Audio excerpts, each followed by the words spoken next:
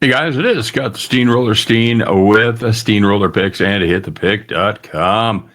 It is Wednesday. It is hump day. It is the 2nd of July. We're going to talk a little Major League Baseball here in just a second. But before we do, let's check in on yesterday's action. Biggest winner yesterday was the rain. But for us, uh, we had St. Louis plus 138 over Pittsburgh with Skeens against Palente. Andre Palente certainly did his job. 7 innings, 2 hits, I think, no runs. And Skeens was, of course, very good as well. But St. Louis Cardinals had their chances, and this one can be told in the story of this can be told in one stat. St. Louis was 1 for 13 with runners in scoring position. You know, guys, if you'd have told me that the Cardinals were going to have 13 guys at second base or further, and Pittsburgh was only going to score 1 run, I would have bet a hell of a lot more on this game. I think we had it handicapped right. It just didn't go our way when we needed the big hits. And as we mentioned, we had 2 games get rained out today. We had San Diego, Philly under. We had Detroit, Washington over. The game that we didn't manage to get played was Texas on the run line behind DeGrom, and he did DeGrom things as Texas won that one big. Covered the run line when it was plus 106. So 1-1 overall, probably deserved a better fate on that St. Louis game, but that's the way it goes. Let's see if we can make up for it today.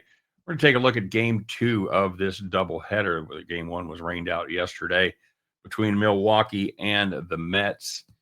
Milwaukee laying 132, and that's exactly what we're going to do here, guys. It's Mizorowski against Blade Tidwell. That's right.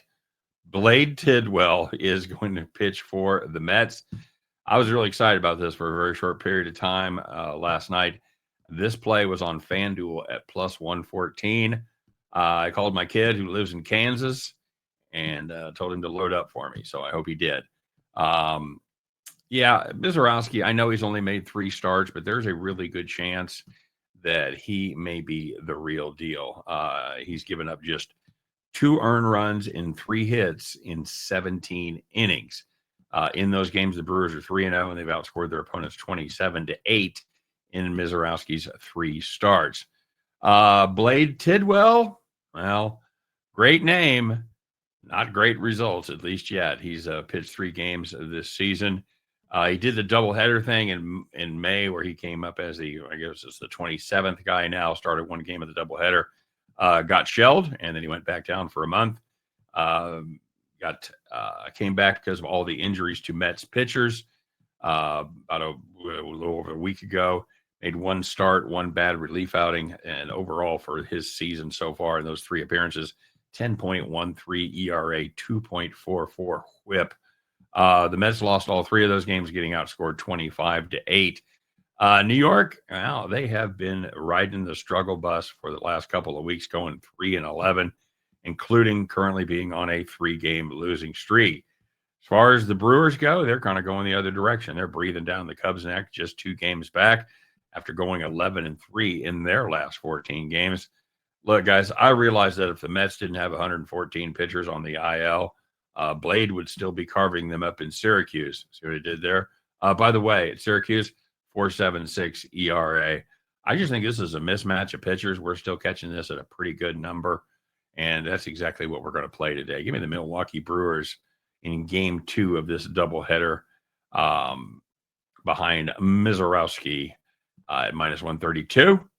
And at the end of that one, you guys can join me as we pick up our winning tickets and head back to the window.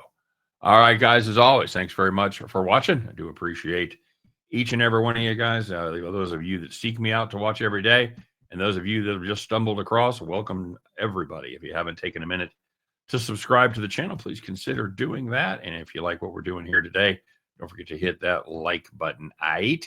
And of course, don't forget to put your plays in the comment section. That's the most fun part of the day for me. Get to see what you guys are on. We tally them up at the end of the day. We see who did well, and we see who did the best. And that person's going to wear the crown of capper of the day. Speaking of which, not a bad day yesterday for a couple of you. Bronco Devil had a 2-teamer with Freddie Peralta over 5.5 strikeouts. The Dodgers' first 5 money line. Dodgers first 5 money line hit. Peralta was rained out. I'm guessing that got refunded, but you know what? Just for grins, let's split it in half. That paid plus 142. We'll call that plus 71. Justin did a nice job, missed out on Aaron Judge, RBI. Judge had a good night, just couldn't knock in a run. He had the Cubs run line at plus 114 and the Dodgers run line at minus 130. Those both cashed. So Justin goes 2-1 at plus 114. And we have, yeah, that's it. We have one more. We have just the winner is left. This gentleman had the Rangers first 5 run line at minus 120, Angels first 5 run line going the other way at minus 114, and the Cubs run line at plus 130. Every single one of those plays cashed. So that makes him 3-0 plus 330. You know who it is. It's our favorite offshore bettor. Literally. Some guys, like I say, yeah, I play offshore. I think Captain Bry plays offshore about every day. It's Captain Brian, everybody. Hell of a handicapper. If you're new to the channel, you see Captain Bry's plays in there. You could do worse than tail him, all right? But at 3-0 plus 330, Captain Bry, once again, my friend, you are the capper of the day. Well done to you, and well done to the rest of you guys. Congratulations to everybody that made a little coinage out there. Let's keep it rolling, all right? It's hump day. Let's go out there and hump a couple victories. Let's have a little fun, make a little money, win, lose, or draw with this battle. I will be back tomorrow to talk all about it. Take care. We'll see you then.